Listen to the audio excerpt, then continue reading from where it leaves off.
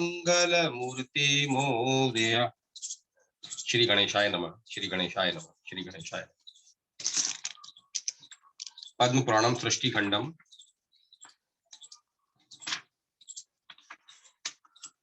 49वां अध्याय। दंडकारण्य वर्णन। दंडराज कथा नकम ग्रंथर तथा उल्लूक का विवाद समाप्त करने राम के पास जाना। ग्रंथ का अपने पूर्व जन्म वृतांत का वर्णन। राम का कान्य भोज ने वामन स्थापनार्थ प्रतिज्ञा।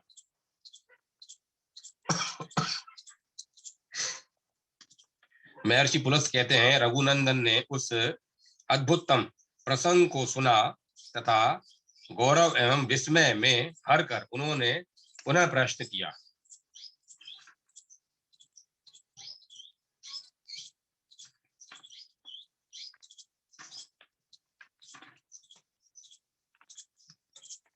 श्री राम कहते हैं, हे प्रभु, विदर्भाधिपति राजा श्वेत ने जहां अद्भुत तप किया था वह वन इतना भीषण क्यों हो गया? हे महामुनि, राजा जन रहित मृगादि रहित इसी वन में तपस्यार्थ क्यों गए थे, वह कहिए।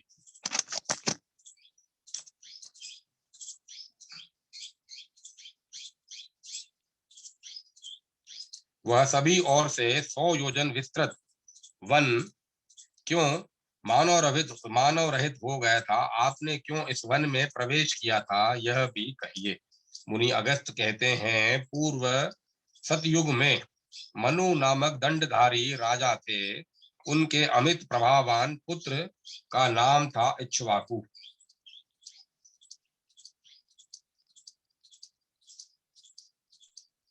मुनि अगस्त कहते हैं, पूर्व सतयुग में मनु नामक दंडधारी राजा थे। उनके अमित प्रभावान पुत्र का नाम था इक्ष्वाकु। मनु ने पृथ्वी मान्य प्रथम उत्पन्न पुत्र इक्ष्वाकु को राज्य प्रदान करके कहा, तुम पृथ्वी के राजवंशों के राजा हो जाओ। तब इक्ष्वाकु ने कहा, यही हो हे राघव। इस प्रकार इक्ष्वाकु ने पिता के आदेश को स्वीकार किया। इससे परम हर्षित होकर मनु ने इक्ष्वाकु से पुनः कहा। मनु कहते हैं, मैं तुम्हारे इस परम उदार कार्य से प्रसन्न हो गया, इसमें संशय नहीं है। तुम राजदंड से प्रजा की रक्षा करो। प्रजा रक्षण में दंड ही परम कारण है। इस संसार में मानव गण अपराधियों पर जो दंडपात करते हैं, यदि वह दंड सविधि प्रदान हो तब वह राजाओं के लिए स्वर्ग प्रदायक होगा। हे महाबाहु पुत्र, अतः तुम दंड के संबंध में प्रत्यवान हो जाओ। ऐसा करने से संसार में तुम्हारा परम धर्म होगा। मनु ने पुत्र को इस प्रकार अनेक उपदेश प्रदान किया तथा हष्ट पुष्ट होकर वे समाधि द्वारा स्वर्ग के अत्युत्तम ब्रह्मलोक चले गए। इधर इक्ष्वाकु को यह चिंता हो गई कि कैसे पुत्र उत्पन्न हो, इसीलिए उन्होंने अनेक पुत्र उत्पन्न करने वाली क्रिया द्वारा नाना संतान उत्पन्न किया तथा इन देव पुत्रों के समान पुत्र उत्पन्न करके उन्होंने पितृगण को संतुष्ट किया। हे रघुनंदन, उनके पुत्रों में कनिष्ठ पुत्र ही श्रेष्ठ गुणवान हुआ। वह कृतविद्य तथा जनगण का राज्य पूज्य होकर गारियान हो गया। तत्पश्चात तीक्ष्ण बुद्धि पिता ने उसका नाम रखा दंड। हे राघव, उस पुत्र के देह में दंड पतन रूप घोर दोष की संभावना देखकर पिता ने उसे विंध्य तथा नील पर्वत के मध्य का राजा बना दिया। दंड इन रम्यगिरी में के ऊपर राज्य करने लगा। तदंतर दंड राजा ने वहां पर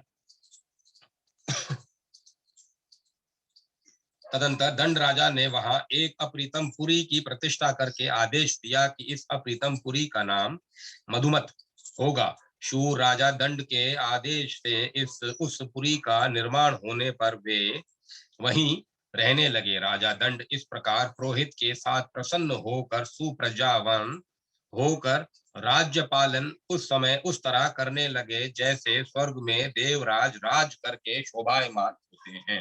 हे काकुत्स्थ, इस प्रकार राजा दंड ने जो परम धार्मिक थे उन्होंने अनेक अयुत वर्ष तक यहाँ निष्कंटक राज्य किया। एक बार राजा रम्य भार्गव आश्रम आए। उस समय मनोरम मधुमास था। उस समय पृथ्वी में सबसे अप्रीतम रूप वाली भार्गव कन्या वनांचल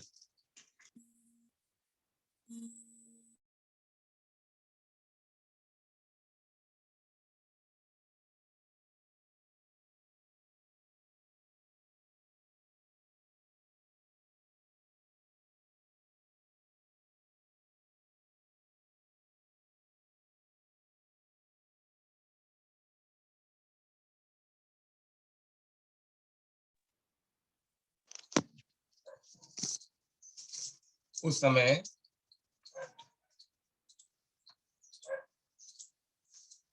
मनोरम मधुमास था। उस समय पृथ्वी में सबसे अप्रीतम रूप वाली भार्गव कन्या वनांचल के में विचरण कर रही थी। राजा ने उस अति उत्तमा कन्या को देखा। उसका देह दीर्घ परंतु स्थूल था।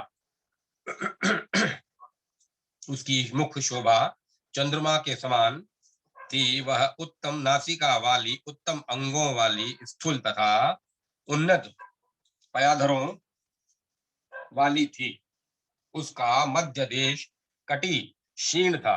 जगन आदि विस्तीर्ण थे। वह श्यामा लक्षण वाली थी।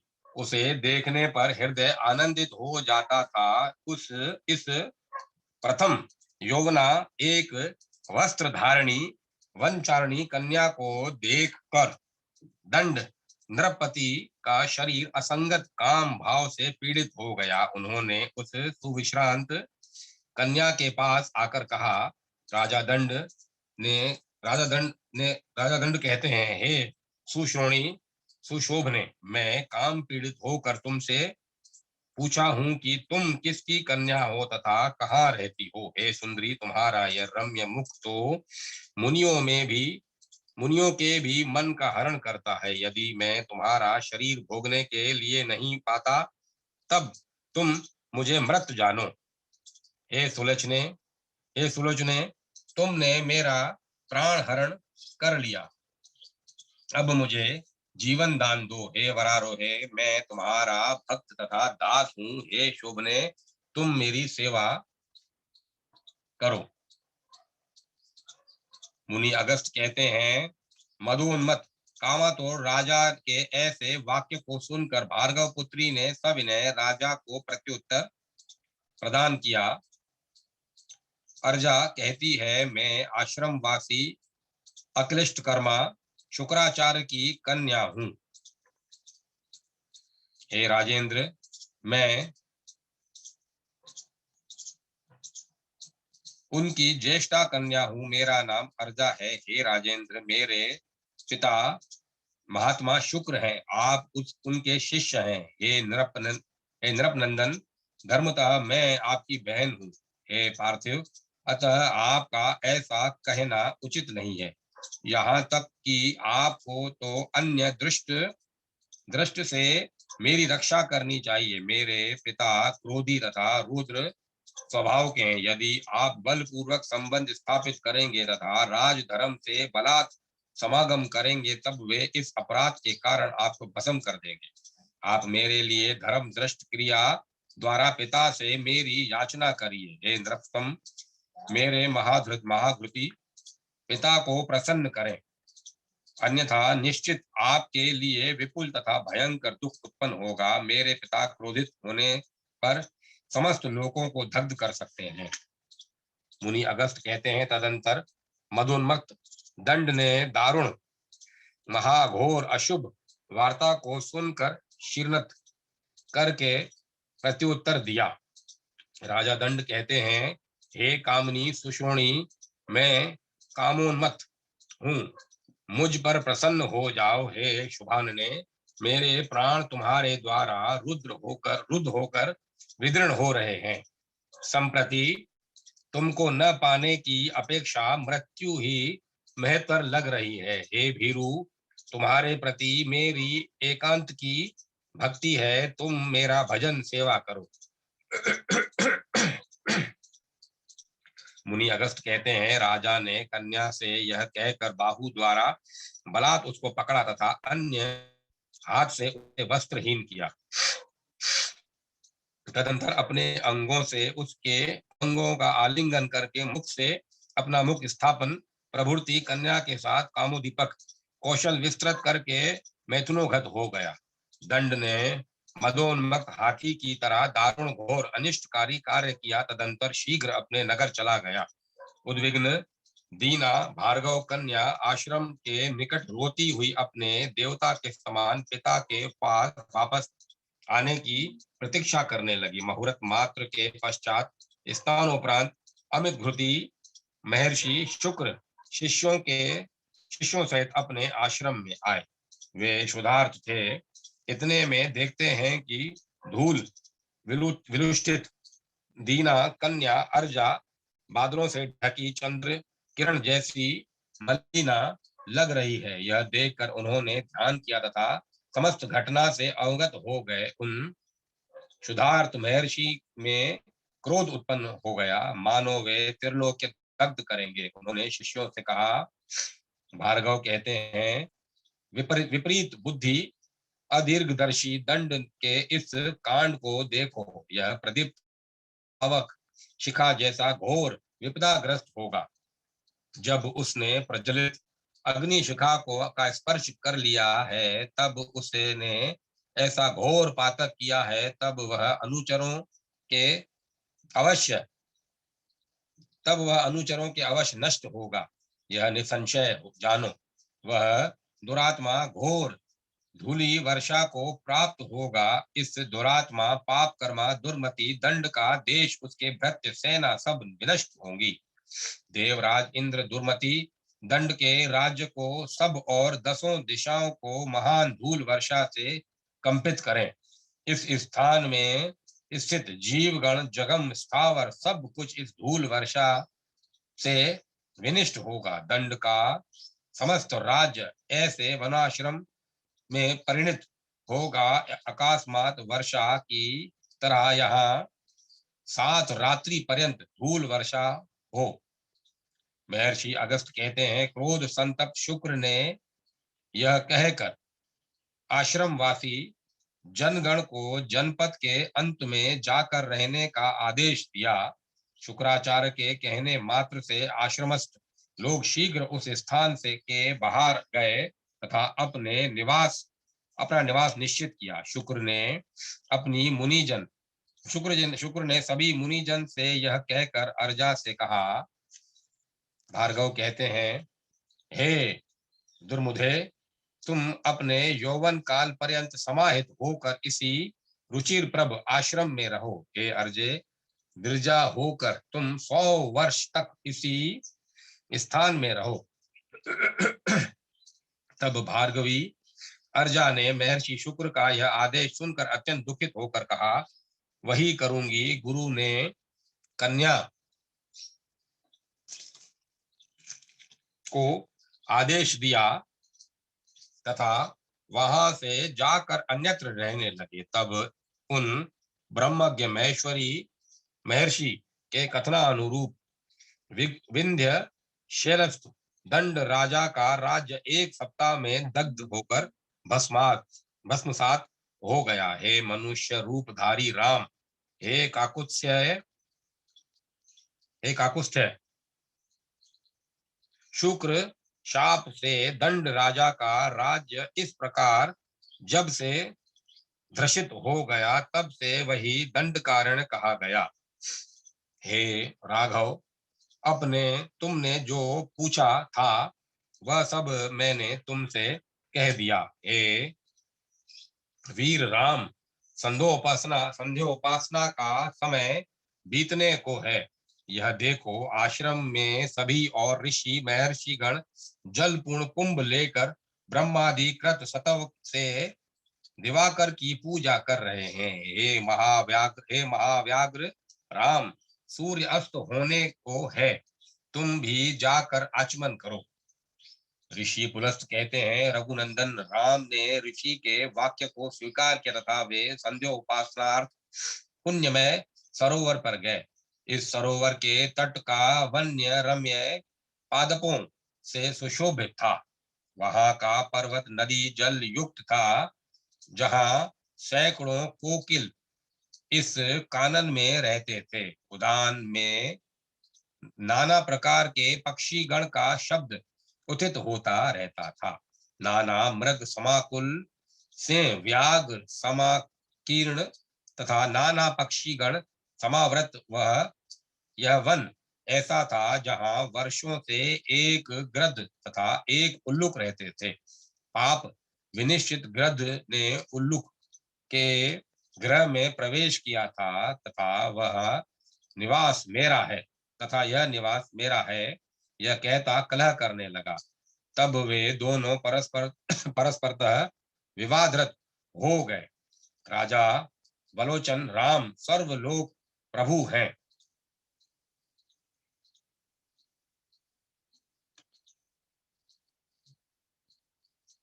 उनके पास जाकर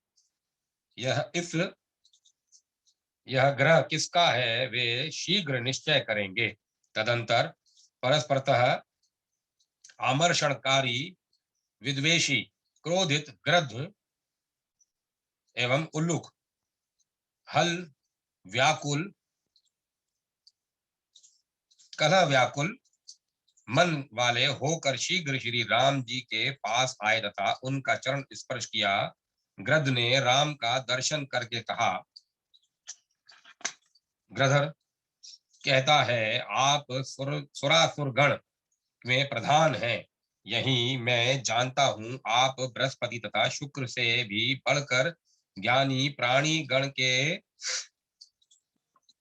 परावृज्ञ तथा मृत्यु लोक में द्वितीय इंद्र के समान हैं। आप सूर्य के समान तेजोमय हैं, अतः दुर्निश्चय हैं। आप गौरव में हिमाचल के समान गंभीरता में सागर की तरह हैं। आप ही लोकपालों में यम हैं। हे राघव, आप क्षमा में पृथ्वी के समान शीघ्रगामिता में वायु के समान हैं तथा आप ही गुरु सर्वशक्तिमान विष्णु रूपी हैं। हे देवेश, आप अमर्षि दुर्जय जेता तथा सर्वशास्त्र विधि में निष्णात हैं। हे नर पुंगव, मेरा प्रश्न श्रवण करिए। हे प्रभु, मैंने पूर्व में इस घोंसले का निर्माण किया था। बाहुबल से अर्जित मेरे निवास का हरण यह उल्लुक कर रहा है।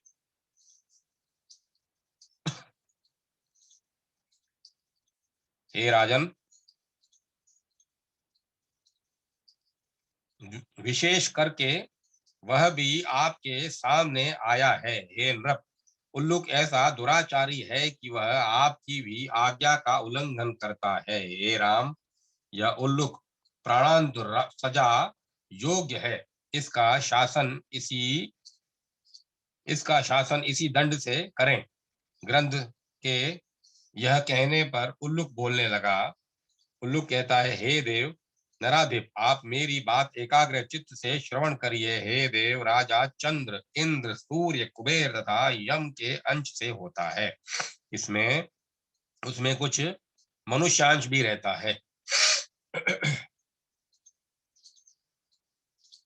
आप सर्वदेवमय एवं नारायण पारायण हैं। हे राजन, सम्यक कार्य विवेचनार्थ आप में चंद्रांश व्यक्त है, क्योंकि आप ताप से सम्यक रक्षा करते हैं। आप तमहहारी भी हैं।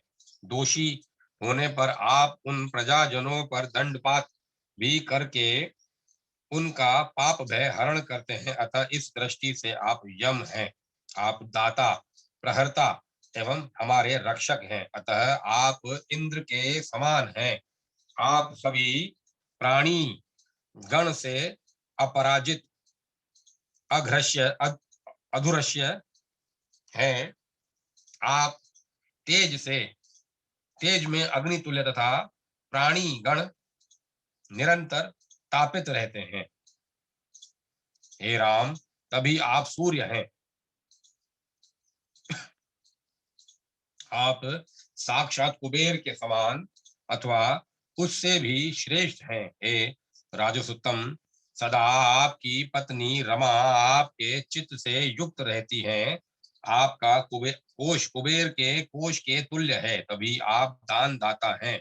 स्थावर चर सभी प्रकार के प्राणी समूह तथा भूत समूह से आपकी समता है। हे राघव, शत्रु मित्र दोनों के प्रति आपकी समदृष्टि रहती है। व्यवहार विधि क्रम में आपका धर्मानुशासन नित्य प्रचलित रहता है। हे राम, जिस पर आप रुष्ट हो जाते हैं उसके लिए आप यम कहे जाते हैं। हे राजन, तभी आप लोकों में यम कहे गए हैं। हे नृपस्तम, आपका जो मानुष भाव है वह केवल हिंसा शून्य राजवेश में सर्व जीव समूह पर कृपा हेतु ही है। हे नाथ, दुर्बल तथा अनाथ का बल राजा होता है। राजा नेत्रहीन का नेत्र तथा ज्ञानहीन का ज्ञान है। हे धार्मिक, आप हमारे नाथ हैं। मेरा वाक्य सुनने पर ये सब पक्षी किस प्रकार के हैं इसकी धारणा होगी। मेरे पक्षी समाज में जो राजा गरुड़ हैं वे आपकी सेवा में नियुक्त हैं। हे देव, हम भी प्रभु रहित नहीं है। हे प्रभु, जब आप हैं तब आपके रहते अन्य की प्रभुता कैसी। आप ही ने पूर्व में चतुर्विध भूत ग्राम की सृष्टि किया था। हे प्रभु, ग्रंथ मेरे ग्रह में प्रवेश करके मुझे पीड़ित करता है। हे नरपुंगव, आप ही देवता एवं मनुष्यों के शासक हैं। ऋषि पुलस्त कहते हैं, राम ने यह कहकर अपने मंत्रियों को बुलाया। विशिष्ट, जयंत, विजय, सिद्धार्थ, राष्ट्रवर्धन, अशोक, धर्मपाल तथा महाबली सुमंत राम के मंत्री थे। यहाँ तक कि ये पहले राजा दशरथ के भी मंत्री थे। ये सभी नीतिज्ञ महात्मा, सर्वशास्त्र विशारद, सुशांत, कुलीन, नीति एवं मंत्रणा के विचक्षण ज्ञाता थे। धर्मात्मा राघव ने इनको बुलाया तथा पुष्पक यान से नीचे उतरकर ग्रंथ तथा उल्लुक के विवाद प्रसंग में उन दोनों ने जिज्ञासा किया जो विवाद कर रहे थे।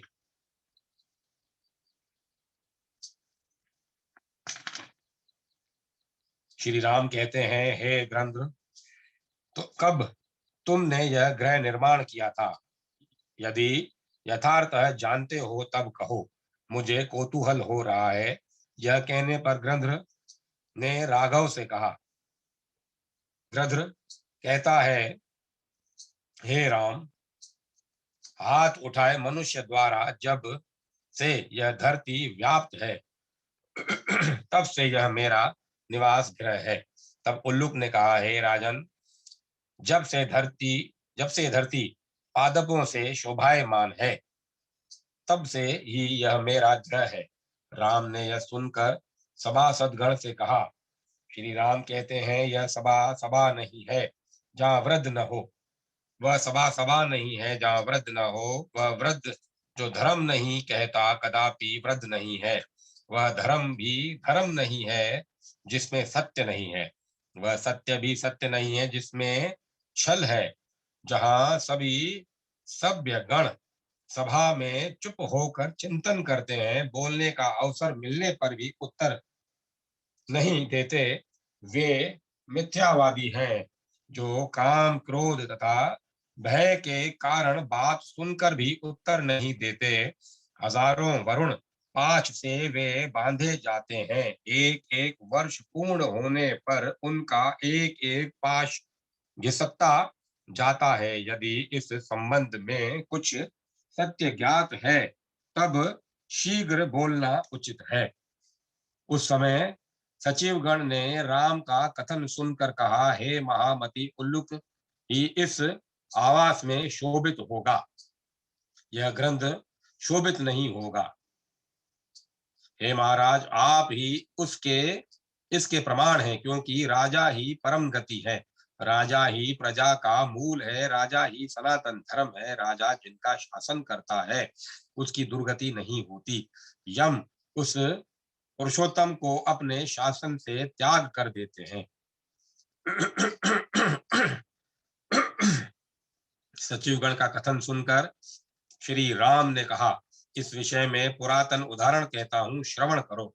स्वर्ग, चंद्र, सूर्य, नक्षत्र, पर्वत युक्त पृथ्वी, वर्ष तथा सचराचर त्रिलोक्य जब मगन था, तब एकमात्र वस्तु जो थी वह आकाशवत अव्यक्त था।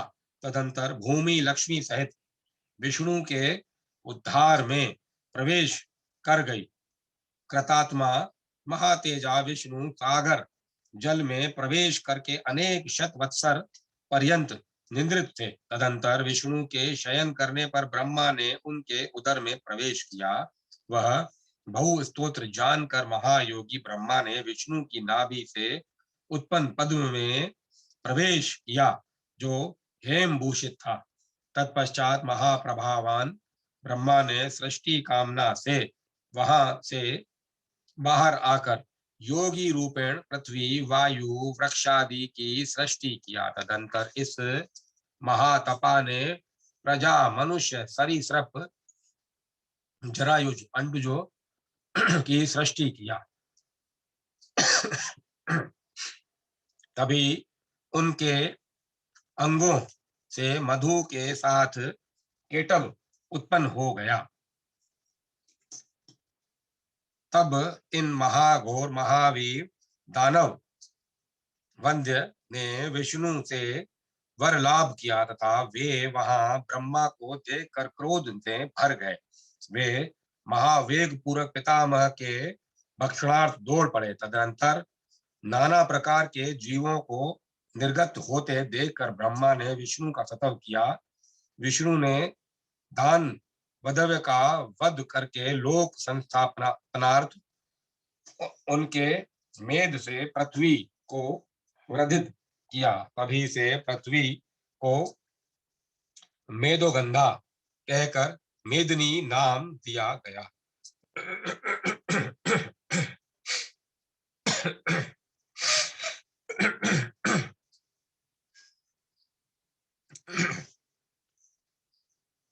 ग्रंथ मिथ्यावादी है, यह पापी अन्य का ग्रह अपना कहकर ले रहा है, अतः यह दंडनीय है, इसमें संशय नहीं है। यह ग्रह ग्रंथ का नहीं, उल्लुक का है। तभी अंतरिक्ष से एक आकाशवाणी उत्थित हो गई, यथा, हे राम, ग्रंथ का वध मत करना, यह पहले से ही गौतम मुनि के तपोबल से दग्ध है। हे जरनेश्वर, यह गृध्र राजा था, यह शूर, सत्यव्रती, पवित्र था, इसका नाम था ब्रह्मदत्त। इसने एक बार महर्षि गौतम के गृह में भोजन मांगा था। हे नपुंसक, वह राजा 100 वर्ष तक भिक्षान ही भोग करता था।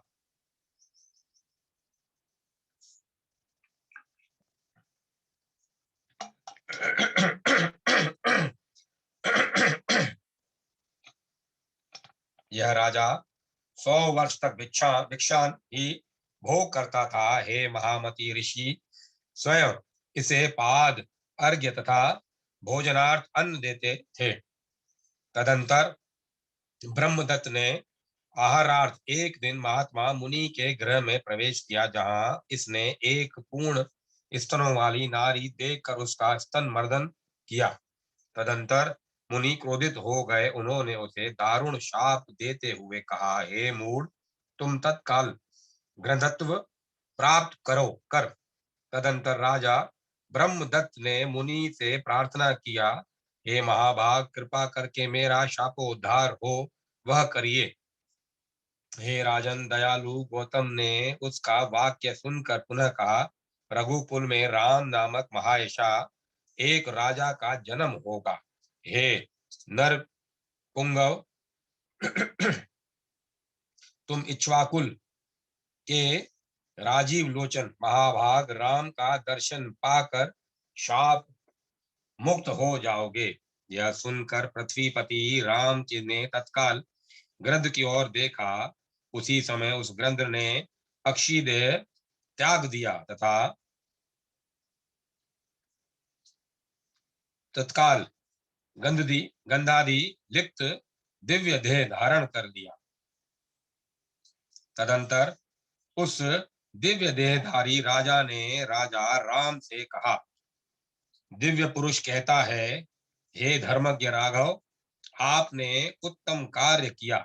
मैं आपकी कृपा से घोर नरक से मुक्त हो गया, साथ ही निष्पाप हो गया। मैंने गृध्र रूप त्याग कर नर रूपी राजा का रूप प्राप्त कर लिया। तदंतर राम ने उस उल्लुक को संबोधित करके कहा, हे धर्मज्ञ कौशिक, अपने गृह में प्रवेश करो। अब मैं संध्या उपासना करके जहां मुनि है वहां जाऊंगा। तदंतर राम ने आचमन किया तथा साय संध्या संपन्न करके महात्मा कुंभ योनि अगस्त के आश्रम में उन्होंने प्रवेश किया। अगस्त्य सादर उनके गुण वाले फल मूल तथा रसीले शाक राम को आहारार्थ प्रदान किया। पुरुष शार्दुल राम ने उस अमृतवत अन्न का भक्षण करके प्रसन्नता तथा संतोष का अनुभव किया तथा उस रात्रि में वे वहीं रुक गए। हे अरिंदम, भीष्म, रघुवर राम अगले दिन प्रातः उठे तथा आहिर्क आदि समापन करके उन्होंने जब जाने के लिए महर्षि अगस्त की प्रदक्षिणा तथा अभिवादन करके कहा कि हे ब्राह्मण, मेरी प्रार्थना है कि आपका क्या कार्य करूं, आदेश दीजिए। हे महामुनि, भाग्यवशात ही आप जैसे महात्मा का दर्शन पाकर मैं धन्य तथा पुतात्मा हो पुतात्मा हो गए। अद्भुत दर्शन राम ने महर्षि से इस प्रकार से कहा।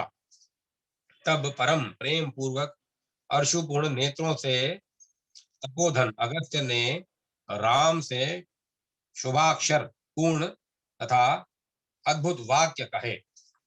हे रघुनंदन श्री राम, तुम्हारा यह कथन अत्यंत मधुराक्षतम तथा सभी प्राणी गण हेतु पवित्रतम है।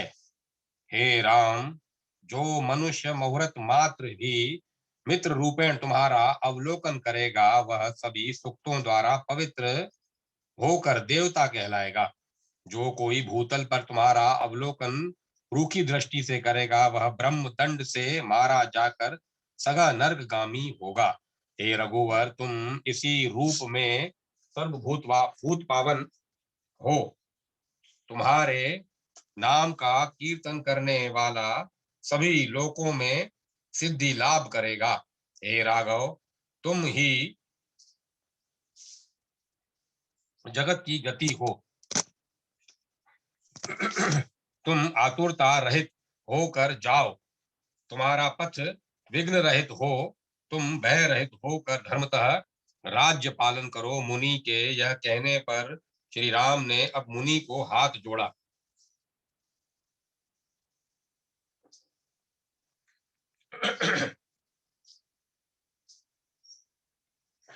रामचंद्र ने उन ऋषि प्रवर अगस्त का अभिवादन करके वहां से अन्य तापसों का अभिवादन भी किया। इसके अनंतर राजा रामचंद्र ने पुष्पक पर आरोहण करके वहां से प्रस्थान कर दिया। राजा राम को जाते देखकर सभी दिशाओं से ऋषिगण ने वचनों से उनकी पूजा किया। यह देखकर प्रतीत हो रहा था कि देवराज इंद्र को ऋषिगण आशीर्वाद दे रहे हैं। सर्वार्थ कोविद श्री राम उसी दिन अयोध्या पहुंच गए तथा पदाचार से एक कक्ष में बैठ गए। तदंतर राम ने कामगामी पुष्पक को विदा किया तथा अन्य कक्ष में बैठकर द्वारपालों से कहा, तुम शीघ्र भरत एवं लक्ष्मण से मेरे आगमन की सूचना देकर उनको तत्काल ले आओ। द्वारपालों अखिलष्टकर्मा राम का आदेश सुनकर शीघ्र दोनों कुमारों को वहां लाकर राम जी से यह निवेदन किया कि भरत एवं लक्ष्मण आ गए। तब द्वारपालों ने राघव के आदेश से दोनों कुमारों को कक्ष में पहुंचाया।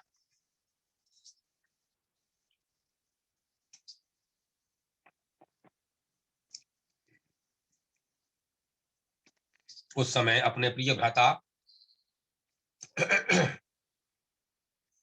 भरत एवं लक्ष्मण को देखकर राम ने उनका आलिंगन करके कहा, मैंने यथार्थ अच्युतम द्विज कार्य संपन्न कर दिया। हे राघव द्वय, तुम दोनों मेरे आत्मा के समान हो। मैं तुम्हारी सहायता से धर्म के हेतुभूत राजसु यज्ञ अनुष्ठान की इच्छा कर रहा हूं।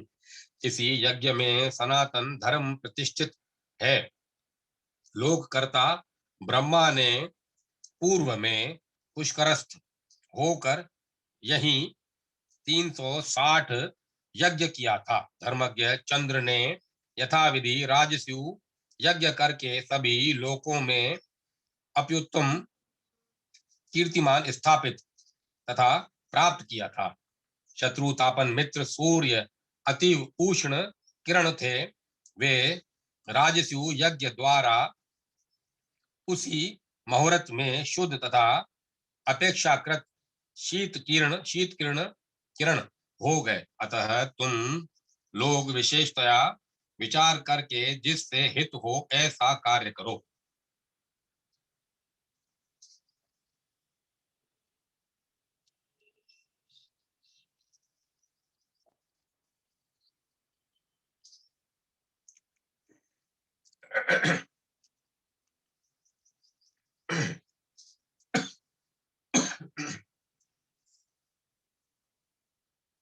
भरत कहते हैं, हे साधु, आप ही परम धर्म है। हे अमित विक्रम, आप में ही समस्त धरती तथा यश प्रतिष्ठित है। हे लोकनाथ महाबाहु, देवगण जिस प्रकार प्रजापति ब्रह्मा का निरीक्षण करते हैं,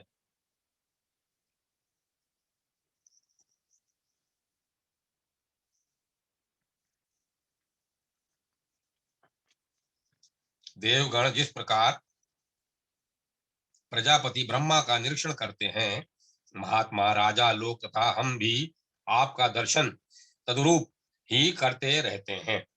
हे महामती राजन, प्रजाजन आपको पितावत देखते हैं।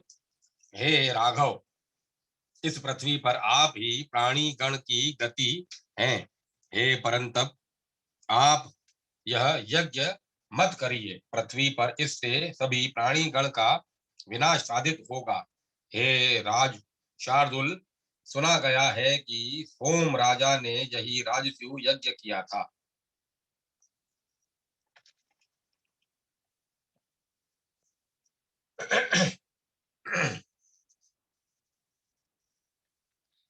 फलस्वरूप तारका में युद्ध में ज्योतिषकों में महत युद्ध छिड़ गया। सोम ने काम के वशीभूत होकर बृहस्पति की भार्या तारा का हरण कर लिया था। इसके फलस्वरूप देव दानवों के बीच नाशकारी महायुद्ध छिड़ गया।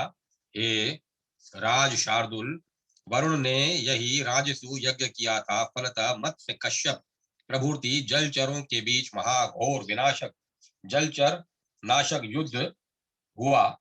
हे राघव, राजा हरिश्चंद्र के समक्ष राजस्यु यज्ञ का अवसान होने पर महाघोर आड़िबक युद्ध होने लगा। इस राजसूय यज्ञ में पृथ्वी पर स्थित सभी तिर्यक योनि वाले जीव क्षय प्राप्त हो गए। दिव्य तथा पार्थिवों के राजस्यु से क्षयीभूत हो गए। यह सुना है। आप पुरुष शार्दुल तथा राजा हैं।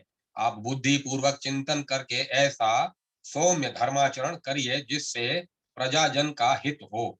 भरत का कथन सुनकर राघव ने सादर कहा। श्री राम कहते हैं, हे शत्रुहंता धर्मज्ञ, तुम्हारा कथन सुनकर प्रसन्न हो गया। हे धर्मवत्सल, मेरा चित्त राजस्यु यज्ञानुष्ठान से हट गया। अब कन्या कुब्ज में वामन की स्थापना करके पूर्ण धर्मानुष्ठान करूंगा। हे वीर, इस सत्क्रिया द्वारा मेरी ख्याति स्वर्ग तक विस्तृत होगी। जिस प्रकार गंगा को लाने से भागीरथ की हो गई है, इसमें संदेह नहीं है। 39वां अध्याय समाप्त। चत्वारिवंशो अध्याय। विभीषण से मिलने भरत के साथ राम का लंका गमन, वनवास काल में स्थानों को राम द्वारा भरत को दिखलाना, सुग्रीव को लेकर लंका गमन वृतांत का वर्णन, शर्मा राम संवाद वर्णन, रामकृत रामेश्वर स्तुति, ब्रह्मा का राम से संवाद। भीष्म कहते हैं, हे विप्रषि, राम ने किस प्रकार से कान्य कुब्ज में वामन की स्थापना किया था, उनको वामन विग्रह कहाँ मिला, विस्तार से कहें। हे प्रभु, आपने राम कथा वर्णन प्रसंग से में मुझसे जो मधुरावाणी व्यक्त किया था, वह अत्यंत श्रवण सुखकारी है। स्नेह युक्त राघव को सभी लोग स्नेह युक्त होकर देखते हैं। धर्मात्मा कृतज्ञ ज्ञान निष्ठ राम धर्म द्वारा समाहित होकर अखिल भूमंडल पर शासन करते हैं। उनके राज्य शासन काल में सभी वृक्ष कल्प वृक्ष जैसे हो गए थे। तब तरु समूह प्रभूत रसान्वित थे। वे विविध वस्त्र उत्पन्न करते थे। कृक्षण हल चलाए बिना पृथ्वी शैस्यमयी हो गई थी।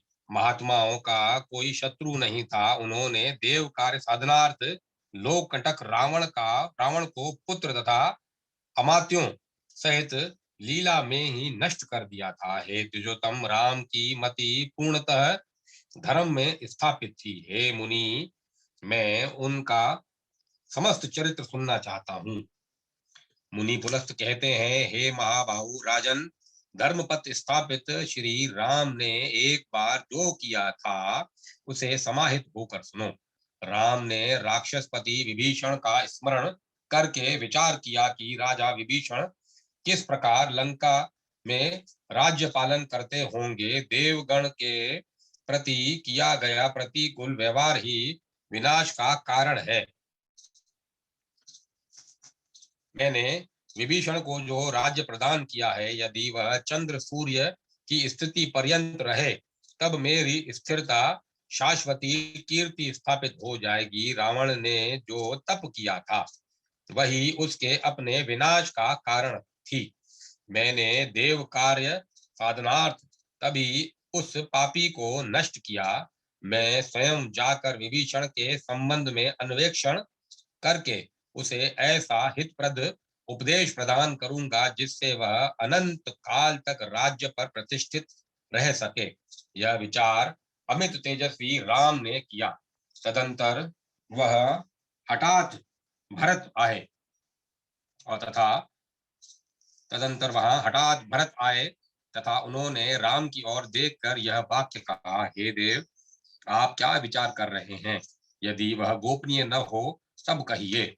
हे नरोत्तम, आप देव कार्य हेतु विचाररत हैं तथा पृथ्वी पर अपने कार्य साधनार्थ भरत यह कहकर वहां ध्यानस्थ बैठ गए। तब श्री राम ने भरत से कहा, तुम्हारे समक्ष मेरा गोपनीय क्या हो सकता है? तुम तथा महायशस्वी लक्ष्मण मेरे ब्राह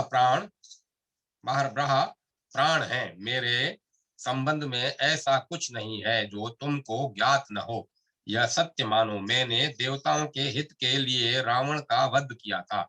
विभीषण तब उन देवगण के साथ कैसा व्यवहार कर रहा है, यही मेरी महान चिंता है। विभीषण अब उन देवगणों के साथ कैसा व्यवहार कर रहा है, यही मेरी महान चिंता है। अतः मैं लंका जाकर विभीषण से मिलूंगा तथा उसकी राजधानी देखकर उसे आगामी कर्तव्य का निर्देश दूंगा। विभीषण के साथ मिलने के पश्चात समस्त धरती वानर राज सुग्रीव, महाराज शत्रुघ्न तथा भाइयों के पुत्रों को देखूंगा। राम के यह कहने पर काकुस्थ्य राम के समक्ष स्थित भरत कहने लगे कि हे राघव, मैं भी आपके साथ चलूंगा। हे महाबाहु, आप ऐसा करिए कि लक्ष्मण यहीं रहे। तब राम ने भरत का कथन सुनकर लक्ष्मण से कहा, हे वीर, जब तक मैं वापस नहीं आता तब तक तुम यहाँ पुरी में रहकर अयोध्यापुरी की इसकी रक्षा करो।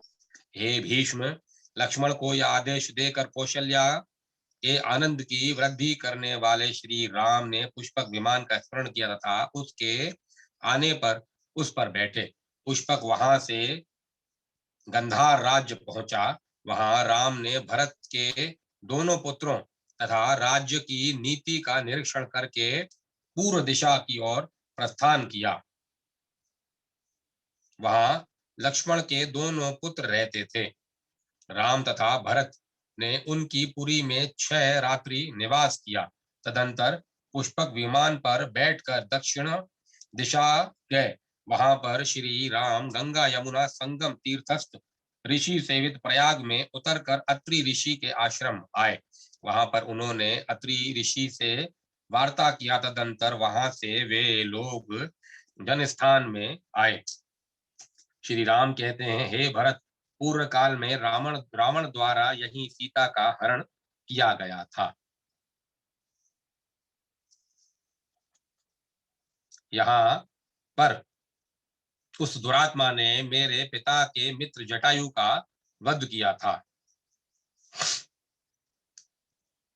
यहाँ पर कुबुद्धि कबंध के साथ मेरा महायुद्ध हुआ था। मैंने मृत कबंध को यहाँ दग्ध किया। उसने मुझसे कहा था कि सीता रावण के गृह में है। गिरी प्रवर ऋषिमुख पर सुग्रीव नामक वानर रहते हैं। वे तुम लोगों की सहायता करेंगे। तुम अनुज सहित संपाति गृध्र के यहाँ जाओ। पंपा सरोवरस्थ तपस्विनी शबरी के पास जाना।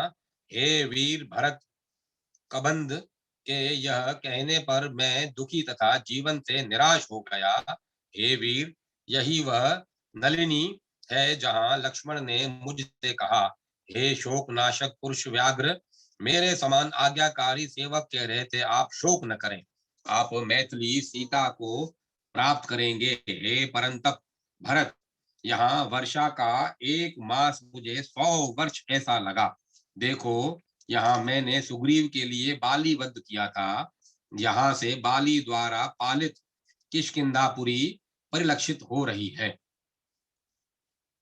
यही धर्मात्मा वानर राज सुग्रीव वानरों के साथ 100 वर्ष से निवास कर रहे हैं।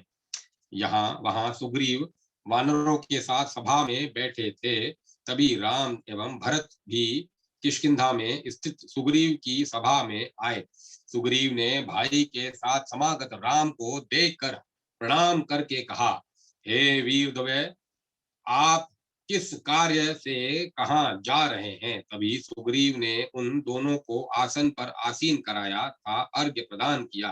तदंतर धर्मात्मा रघुनंदन के इस प्रकार आसनासीन होने पर अंगद, हनुमान, नल, नील, पाटल, गज, गवाक्ष, गम, महायशस्वी, अनस, पुरोहित, मंत्री, देवज्ञ, दधिवक्त्र, महायशस्वी नील, बलि, मेंध, द्विविध, गंधमादन, वीर बाहु सुबाहु वीर सेन विनायक सूर्याभ कुमुद वानर यूथपति तुषेण विनत ऋषभ भीम विक्रम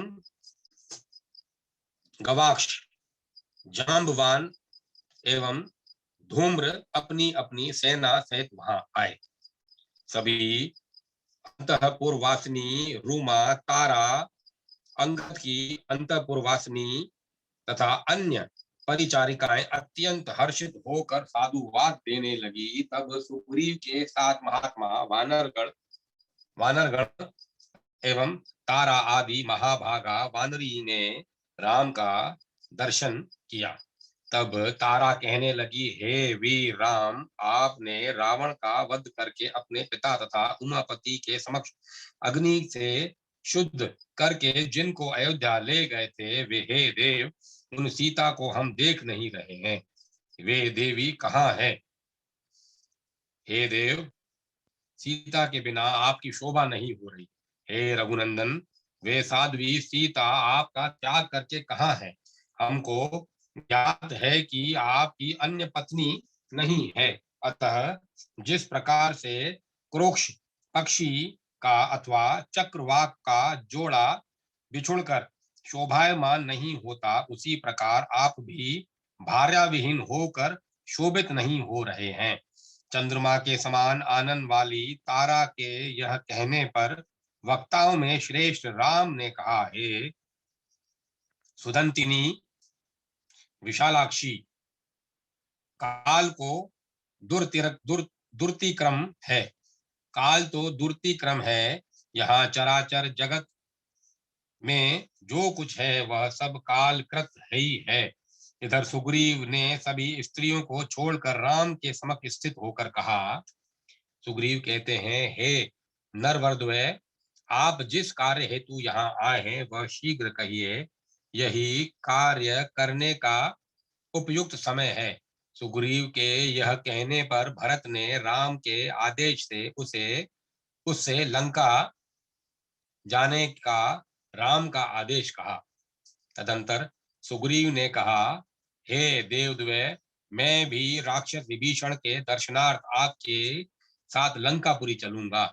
सुग्रीव के यह कहने पर राम ने उसके चलने का अनुमोदन कर दिया। राम भरत सुग्रीव जैसे ही विमान पर बैठे, विमान उत्तर सागर तट पर पहुंच गया। उस समय राम ने भरत से कहा, यहीं पर रामेश्वर रामेश राक्षसेश्वर विभीषण अपने 4 मंत्रियों के साथ प्राण रक्षार्थ सबसे पहले आए थे। तब लक्ष्मण ने उनको लंका राज्य हेतु यहीं अभिषिक्त किया। राजा का यह तट लंका के इस पार है। यहीं पर मैं 3 दिन बैठा था। सागर मेरे गोत्रीय हैं। मुझे लगा कि वे दर्शन देकर सगोत्रीय का कार्य करेंगे। तदंतर चौथे दिन में क्रोधित हो गया। मैंने धनुष खींचकर उस पर दिव्यास्त्र रखा। मुझे इस स्थिति में देखकर सागर भयभीत हो गया। उसने शरण में आकर लक्ष्मण का आश्रय लिया। तब सुग्रीव ने मुझसे अनुनय किया था और कहा था, आप सागर को क्षमा करें। तब मैंने अपना दिव्यास्त्र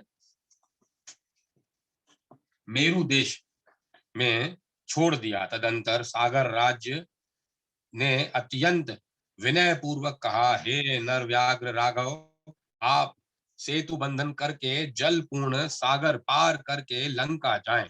तदंतर मैंने वरुणालय सागर पर यह सेतु बंधन किया।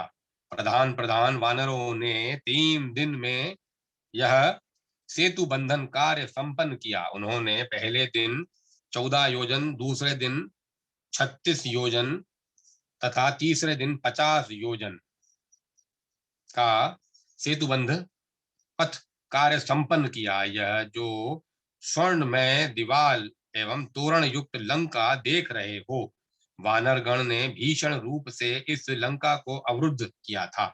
चैत्र शुक्ल चतुर्दशी के दिन यह युद्ध आरंभ हो गया था। 48वें दिन रावण मारा गया।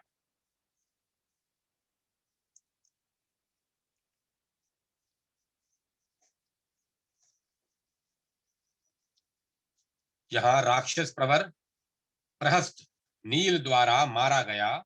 हनुमान ने वहां धूम्राक्ष वध किया। महोदर तथा अतिकाय का वध सुग्रीव ने यहाँ किया। इस स्थान पर मैंने कुंभकर्ण को निहत किया। उधर लक्ष्मण द्वारा इंद्रजीत मारा गया। इस स्थान पर मैंने दशानंद का विनाश किया था। मेरे साथ वार्तालाप करने यहाँ लोक पितामह ब्रह्मा आए थे। वहीं पर पार्वती सहित वृषभ ध्वज शूलधारी महादेव महेंद्रादि देवता गंधर्व किन्नर भी आए थे। इधर इस स्थान पर मेरे राजा पिता दशरथ मेरे पिता राजा दशरथ अप्सराओं तथा विद्याधरों से घिरे स्वर्ग से आए थे। मैंने सबके सामने सीता की शुद्धि परीक्षा की अभिलाषा किया था। मेरे कहने मात्र से सीता ने अग्नि में प्रवेश करके शुद्धि लाभ किया। तदंतर लंका के प्रधान लोगों तथा देवगण के सामने पिता के आदेश से मैंने सीता को ग्रहण किया। तब पिता ने कहा था, हे पुत्र अयोध्या जाओ। हे राघव, तुम्हारे विरह में स्वर्ग भी मुझे अच्छा नहीं लगता। हे पुत्र, मैं तुम्हारे द्वारा उदार पाकर संप्रति इंद्र का सालोक्य पाया है। तदंतर पिता दशरथ ने लक्ष्मण से कहा, हे पुत्र, तुमने पुण्य अर्जित किया है। तुम भाई के साथ अति उत्तम दिव्य लोक प्राप्त करोगे। इसके पश्चात उन्होंने जानकी को बुलाकर कहा, हे सुवर्ते, पति के प्रति कोप नहीं करना। हे शुभ लोचने, तुम्हारे पति रामचंद्र को अप्रतिहत यश मिलेगा। राम यह सब वर्णन भरत से कर ही रहे थे कि पुष्पक यान पृथ्वी पर उतरा। वहां विभीषण के जो दूत थे, उन्होंने शीघ्रता से यह समाचार विभीषण को प्रदान किया। उन्होंने राजा विभीषण से कहा, राम सुग्रीव के साथ आए हैं। विभीषण ने लंका में राम का आगमन सुनकर उन अनुचरों को उनके उनके अभिष्ट धनादि देकर सम्मानित किया। उन्होंने पुरी को अलंकृत करने का आदेश दिया तथा मंत्रियों सहित वहां से चल पड़े। जब विभीषण ने मेरु पर्वतस्थ सूर्य के समान राम को विमानारूढ़ देखा, उन्होंने राम को साष्टांग प्रणाम करके कहा, आज मेरा जन्म सफल हो गया। मैंने सभी अभिष्ट लाभ कर लिया, क्योंकि आज मैंने अनिघ्य जगध्वंद देवद्वय के चरणों का दर्शन पाया।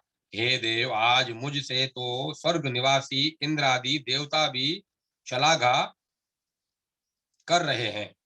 मैं आज स्वयं को देवराज इंद्र से भी श्रेष्ठ मान रहा हूँ। तदंतर सभी रत्नों से शोभित उज्जवल रावण के निवास में राम बैठे।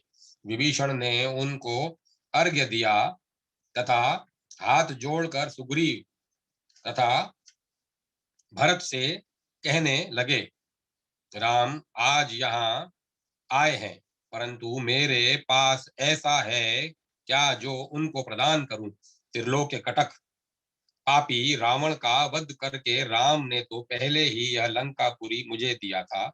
यह पुरी, ये पत्नियां, ये सभी पुत्र तथा स्वयं मैं सभी राम के लिए अर्पित हैं। अतः यह सब अक्षय हो जाए। तदंतर लंका निवासी प्रजाजन कौतूहलाविंत होकर वहां राम के दर्शनार्थ आए। उन्होंने विभीषण से कहा, हे प्रभु, हमें राम का दर्शन कराएं। विभीषण राम से अपने प्रजाजनों की प्रार्थना निवेदित किया। तब राम की आज्ञा से भरत एवं सुग्रीव ने उन प्रजाजनों द्वारा लाए गए प्रभुत्व धन रत्नादि युक्त उपहारों को ग्रहण किया। इस प्रकार से राम ने विभीषण के गृह में 3 दिन निवास किया। चौथे दिन सभा में आकर रावण की माता केकसी ने पुत्र विभीषण से कहा, हे पुत्र, मैं भी राम का दर्शन करूंगी। उनके दर्शन से तो मुनिगण को भी महान पुण्य मिलता है। हे महाभाग, राम तो सनातन विष्णु है। विष्णु ही रामादि मूर्ति में अवतीर्ण होते हैं। ये वे स्वयं चतुर्भुज हैं। सीता तो स्वयं लक्ष्मी है। मैं महाभाग हे महाभाग, यह बात तुम्हारा बड़ा भाई रावण नहीं जानता था। पूर्व काल में तुम्हारे पिता ने देव सभा में देवगण से कहा था कि विष्णु ही दशानंद के वधार्थ रघुकुल में दशरथ के गृह में पुत्र रूप में प्रादुर्भूत होंगे। विभीषण कहते हैं, हे माता, आप एक कार्य करें। एक नया अंबर लेकर चंदन युक्त पात्र मधु तथा अक्षत दधि एवं दूर्वा के साथ अर्घ्य बनाकर राम का दर्शन करें। आप शर्मा को सामने करें तथा अन्य देव कन्याओं को साथ लेकर राघव के पार्श्व में उपस्थित हों। मैं आपके जाने के पहले वहां रहूंगा। यह कहकर राक्षस विभीषण राम के पास गए। इस गमन काल में राम के दर्शनार्थ समागत दानवों को वहां से दूर हटा दिया गया। विभीषण ने उस सभा को लोगों से शून्य किया तथा स्वयं राम की ओर मुख करके उन्होंने राम से कहा। विभीषण कहते हैं, हे देव, मुझे कुछ कहना है, कृपया श्रवण करें। हे विंशापति दशानन कुंभकर्ण तथा मेरी माता आपके दर्शनार्थ उपस्थित है। आप उन पर कृपा करके आपका दर्शन प्रदान करें। राम कहते हैं, राक्षसेंद्र, मात्र दर्शनार्थ मैं ही आपके उनके पास जाऊंगा। तुम शीघ्र जाकर उनसे यह कहो। विभु राम यह कहकर अपने उत्तम आसन से उठे तथा सिर पर हाथ जोड़कर उन्होंने केकसी को प्रणाम करके कहा, आप धर्मतः मेरी माता हैं। मैं आपको अभिवादन करता हूँ। हे देवी, विविध पुण्य तथा महातप से मानव आपके इन चरणद्वयों का दर्शन कर पाता है। आज मैं उनका दर्शन करके प्रसन्न एवं पूर्ण हो गया। हे पुत्र वत्सले, जैसे कौशल्या मेरी माता है, आप भी तद्रूप हैं। यह सुनकर कैकसी ने कहा, हे राम चिरंजीवी तथा सुखी हो जाओ। हे वीर, मेरे पिता ने कहा था कि विष्णु देवगण के हित साधनार्थ तथा दशानंद के विनाशार्थ एवं विभीषण की विभूति हेतु मनुष्य रूपी होकर रघुकुल में अवतार लेंगे।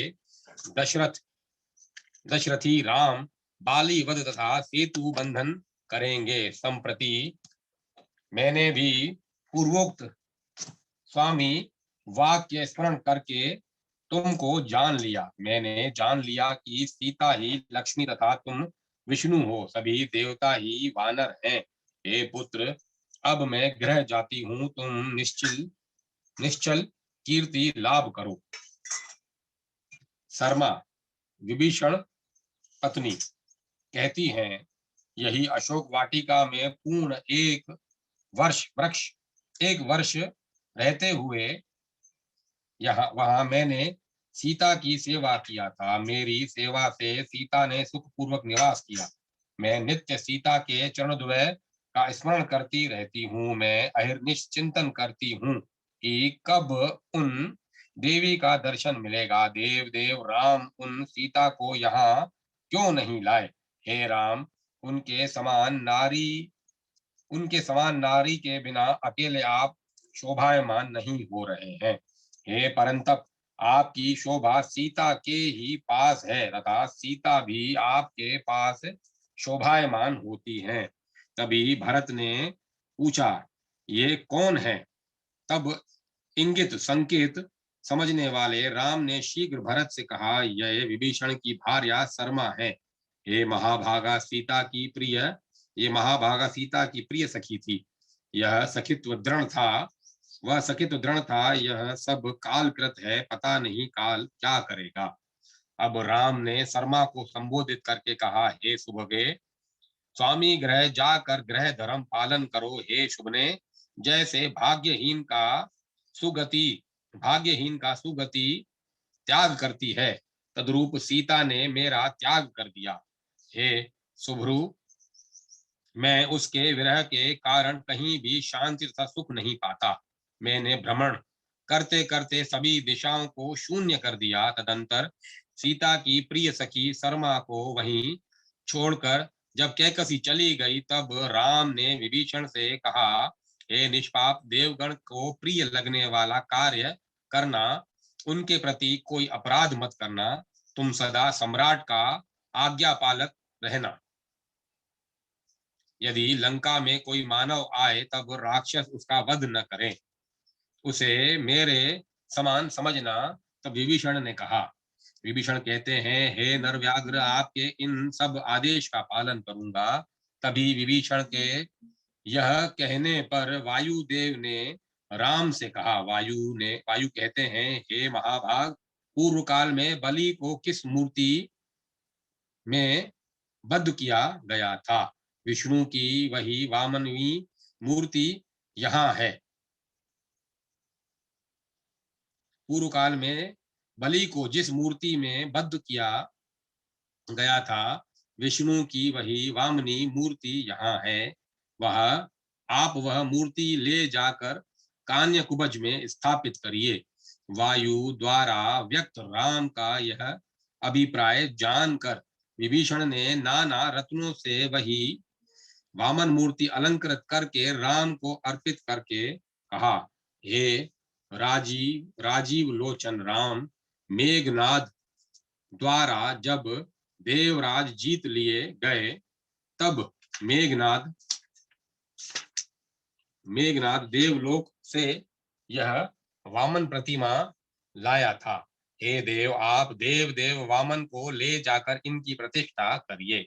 राम ने कहा, ऐसा ही हो। यह कहकर राम विमान पर बैठे सुग्रीव एवं भरत असंख्य धन रत्न आदि लेकर देवश्रेष्ठ वामन की प्रतिमा आगे रखकर पुष्पक पर बैठ गए।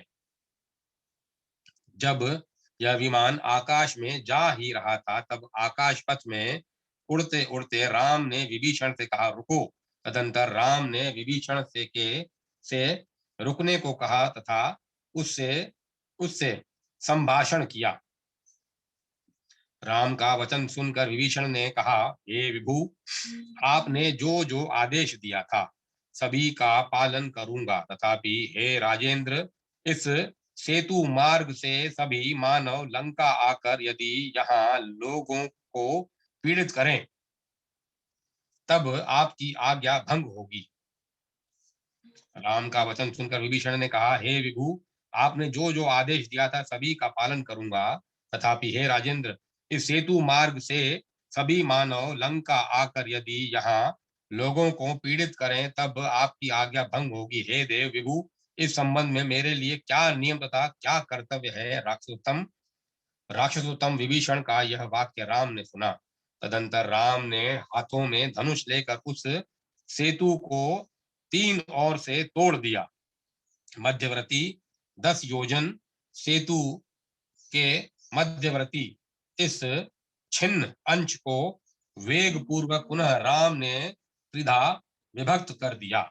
उसका एक एक भाग पुनः एक एक योजन के माप से छिन्न करके उसके एक एक खंड को उन्होंने पुनः 3-3 भाग में कर दिया। वहां से राम ने बेलावन आकर उमापति की पूजा किया तथा रामेश्वर नाम से देव शिव का अभिषेक किया।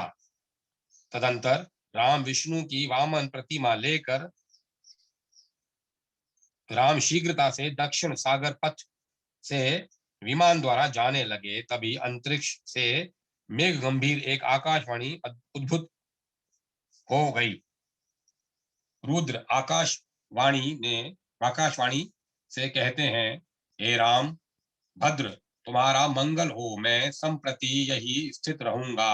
हे राघव, जब तक यह जगत रहेगा तब तक धरती का अस्तित्व रहेगा, तब तक तुम्हारा यह सेतु तीर्थ रहेगा। हे देव, तब देव की यह अमृतोपम वाणी सुनकर राम ने कहा, श्री राम कहते हैं, हे देव देवेश, आप भक्तों हेतु अभयंकर हैं, आपको नमस्कार है। हे गौरी कांत, आपने दक्ष यज्ञ नष्ट किया था, आपको नमस्कार। आप ही भव, श्रव, रुद्र, वरदाता, पशुपति, उग्र, कपर्दी हैं, आपको नित्य नमस्कार। आप महादेव, भीम, त्र्यंबक, दिक्पति, ईशान, भग भगन तथा अंधकासुर घाती हैं। आप नीलगिरि, घोर तथा वेदा हैं। ब्रह्मा आपका सतव करते रहते हैं। आप कुमार शत्रु नाशक हैं। आप कुमार को जन्म देने वाले विलोचित विलोहित, धूम्र, शिव, कृथन, नील शिखंडी, नीलशिखंड, शूली तथा दैत्य नाशक हैं। आप उग्र, त्रिनेत्र, हरण वसुरेता, हिरण्य सुरेता, अनिघ, अंबिकापति, सर्वदेव स्तुत, अभिगम्य, काम्य, सघो जात हैं। आपको नमस्कार है। आप वृषभ ध्वज, मुंडी, जटी, ब्रह्मचारी, तपय, मान, तप्य, ब्राह्मण्य, जप, विश्वात्मा, विश्वसृज तथा विश्व को आकृत करके स्थित हैं। आप दिव्य, प्रपन्न की पीड़ा का हरण करने वाले, भक्तों पर कृपालु, विशेष तेज मनोगत हैं। आपको बारंबार नमस्कार है।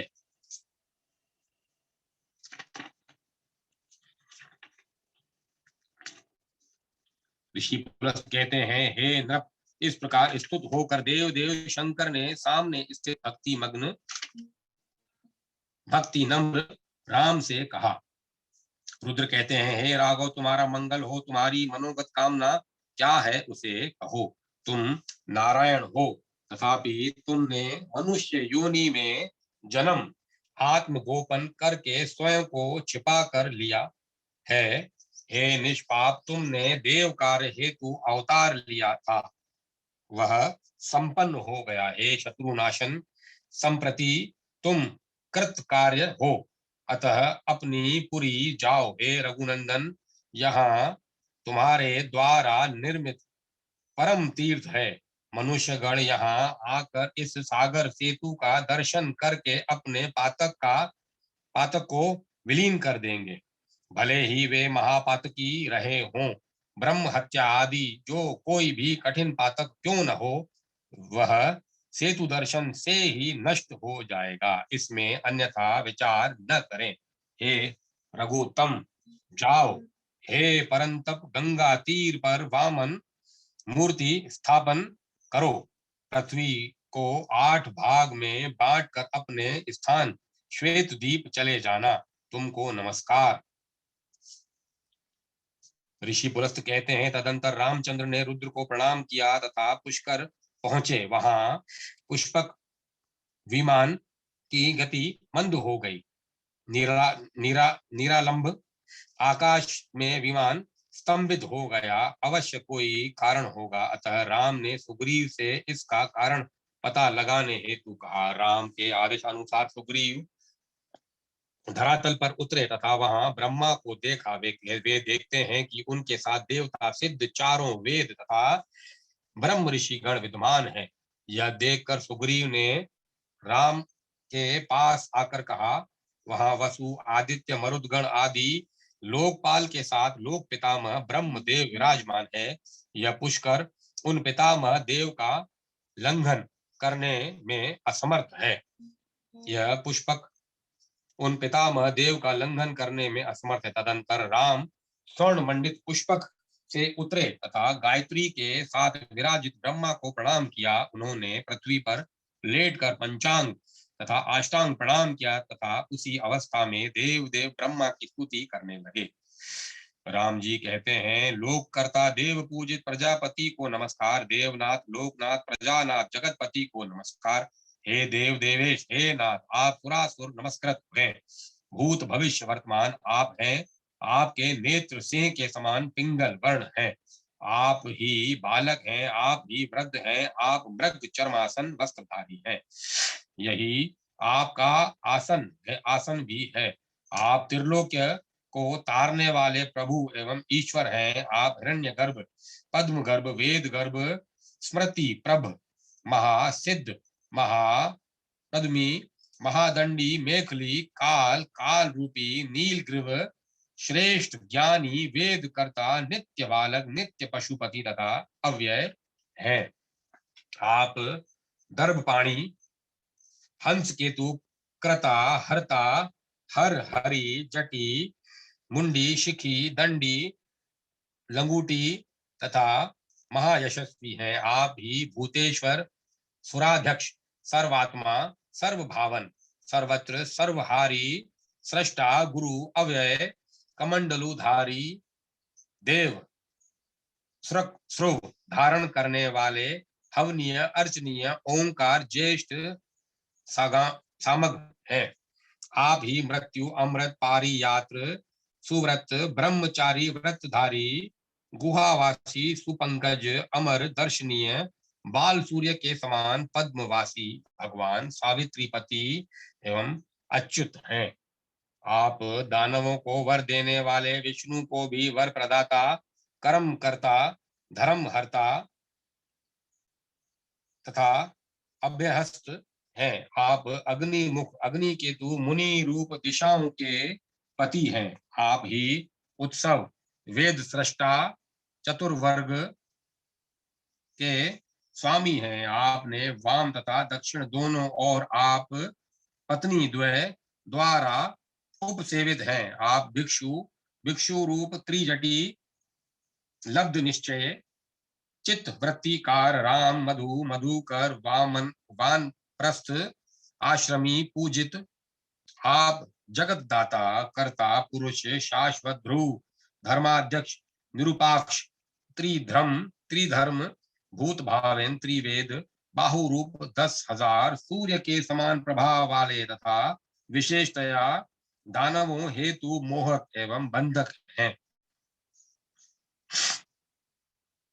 आप देवादिदेव एवं नेत्र हैं।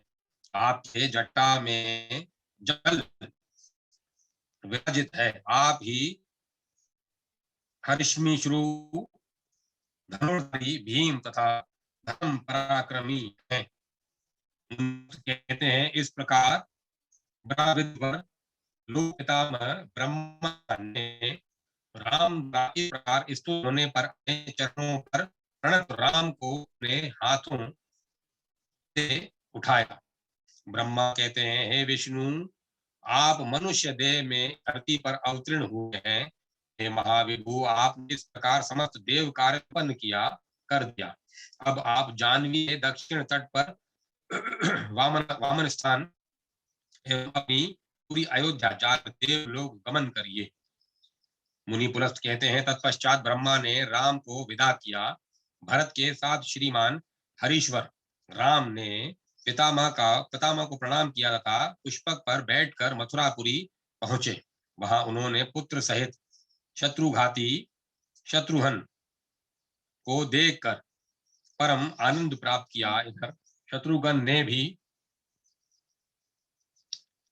इंद्र तथा उपेंद्र वक्त समागत दोनों भाइयों को देखकर धरती पर मस्तक रखकर तथा पृथ्वी पर लेटकर पंचांग प्रणाम किया। तब राम ने भी भाई को उठाकर शीघ्र गोद में बिठा लिया। उसके पश्चात भरत एवं सुग्रीव भी बैठे तथा शत्रुघ्न ने अष्टांग अर्घ्य लाकर अर्घ्य के साथ अपना राज्य राम को निवेदित कर दिया। तत्पश्चात मथुरा निवासी लोग ने जब राम आगमन का संवाद पाया, तब ब्राह्मण आदि सभी वर्ग वाले उनके दर्शनार्थ वहां आए। तब राम ने सभी प्रकृति तथा तपस्वियों से संभाषण किया तथा जाने के लिए उदत हो गए। उस समय शत्रुघ्न ने राम को उपहार के रूप में अश्व, गज, स्वर्ण एवं स्वर्ण आभूषण प्रदान किया। तब राम ने प्रसन्न होकर कहा, मैं यह सब तुमको देता हूं। अब तुम मथुरा जनपद के राजपद पर अपने दोनों पुत्रों का अभिषेक करो। राम ने जब यह कहा। तब मध्याह्न काल में महोदर मुहूर्त आया। उन्होंने गंगा तट पर वह वामन मूर्ति प्रतिष्ठित करके ब्राह्मणों तथा भावी राजाओं से कहा, मैंने ऐश्वर्यवर्धक धर्म सेतु की प्रतिष्ठा किया है, आप इसका पालन करें, तथापि धर्म लोप न करें। हे बाहु, मैं बाहु उठाकर यह प्रार्थना करता हूँ, हे राजाओं, मैं प्रार्थी हूँ, इस विषय का जो क्षेम हो वह आप लोग करें। आप सभी आलस्य त्याग कर नित्य इन वामन देव की पूजा करें। राम ने यह कहकर कई ग्राम एवं लंका से लाया गया प्रचुर धन वहां विप्रों को दान दिया तथा वानरेश्वर सुग्रीव को उन्होंने किष्किंधा भेजकर अयोध्या गमन किया। वहां पहुंचकर उन्होंने पुष्पक से कहा, अब तुम यहाँ नहीं आना, अब तुमको यहाँ नहीं आना होगा, तुम कुबेर के यहाँ जाओ। इस प्रकार राम कृतार्थ हो गए। अब उन्हें नहीं लगा कि उनका कर्तव्य अब बाकी है। ऋषि पुलस्त कहते हैं कि भीष्म, हे भीष्म, राम का यह कथा योग मैंने तुमसे कह दिया तथा वामन देव की उत्पत्ति का भी वर्णन कर दिया। हे राजन, अब और क्या सुनना चाहते हो, क्या कहूं वह कहूंगा। इन सब विषय में मुझे भी कौतूहल होता है। हे नरपनंदन, तुम जो भी जानने की इच्छुक हो वह सब मैं तुमसे कहूंगा। 40वां अध्याय समाप्त हुआ। अब मैं कथा को विराम देता हूँ। कल 41 अध्याय से आनंद लेंगे।